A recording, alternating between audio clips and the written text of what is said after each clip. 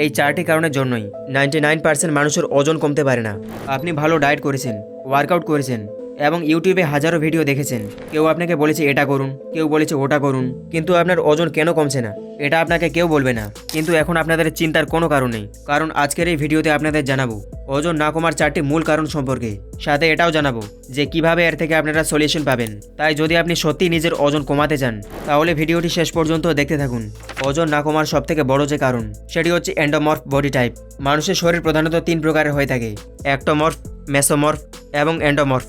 আর এর মধ্যে এন্ডোমর্ফ এমন একটি বডি টাইপ যাদের মেটাবলিজম খুবই স্লো হয়ে থাকে। ফলে এই বডি টাইপের মানুষদের ক্ষেত্রে শরীরে খুব সহজেই ফ্যাট জমে যায়।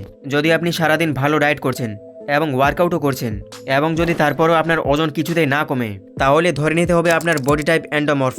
আর যদি আপনার বডি টাইপ এন্ডোমর্ফ হয়ে থাকে তাহলে এর সলিউশনের জন্য 2টি স্টেপ ফলো করুন। প্রথমত, হাই ক্যালোরি খাবার যেমন ঘি, বাটার বা বেশি তেলে রান্না করা খাবার এগুলি যতটা সম্ভব কমিয়ে ডায়েটে লো ক্যালোরি খাবার রাখুন, যেমন বেশি শাকসবজি, ডাল এবং প্রোটিন সমৃদ্ধ খাবার। আর দ্বিতীয়ত, রেগুলারলি কার্ডিও ওয়ার্কআউট করুন, যেমন রানিং, সাইক্লিং, সুইমিং এগুলি বেশি করে করুন। ওজন না কমার দ্বিতীয় যে কারণ সেটি হচ্ছে শারীরিক পরিশ্রম না করা। অনেকেই মনে করে শুধু কম খেলে বা ডায়েট করলেই ওজন কমে যাবে, কিন্তু বিষয়টা এত সহজ নয়। আমাদের শরীর তখনই ফ্যাট বার্ন করে যখন আমরা শরীরকে অ্যাক্টিভ রাখি।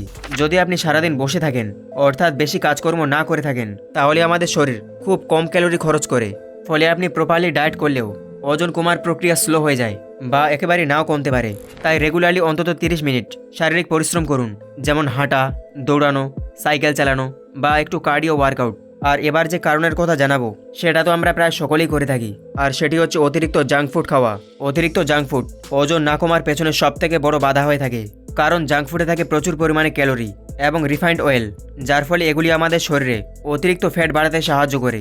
ফলে আপনি ডায়েট বা ওয়ার্কআউট করলেও ওজন সহজে কমাতে পারবেন না। তাই যদি আপনি এইসব খাবার রেগুলারলি খেয়ে থাকেন তাহলে যত ভালো ডায়েট বা ওয়ার্কআউট করুন না কেন ওজন কমাতে পারবেন না। তাই যতটা সম্ভব জাঙ্ক ফুড কমিয়ে দিন, আর জাঙ্ক ফুডের পরিবর্তে হেলদি খাবার বেছে নিন, যেমন ভেজিটেবল, ফ্রুটস এবং প্রোটিন সমৃদ্ধ খাবার। এরপর লাস্ট যে কারণ সেটি হচ্ছে ক্যালোরি বেশি খাওয়া। অনেকেই ভাবেন আমি তো কম খাচ্ছি তবুও কেন ওজন কমছে না। আর এর বড় কারণ হচ্ছে আপনি আপনার অজান্তে এক্সট্রা ক্যালোরি নিচ্ছেন, যেমন ঘি, বাদাম, বাটার কিংবা বেশি তেলে রান্না করা খাবার। আমরা প্রায় সকলে এসব খাবার প্রতিদিন খেয়ে থাকি, কিন্তু এগুলি দেখতে আমাদের স্বাভাবিক মনে হলেও সব মিলিয়ে দিনের শেষে একটা এক্সট্রা ক্যালোরি যোগ হয়ে যায়, আর যার ফলে আমাদের ওজন কমতে পারে না। তাই এর থেকে একটাই সমাধান, ডায়েট থেকে হাই ক্যালোরি খাবার অ্যাভয়েড করুন এবং লো ক্যালোরি ও হেলদি খাবার খান।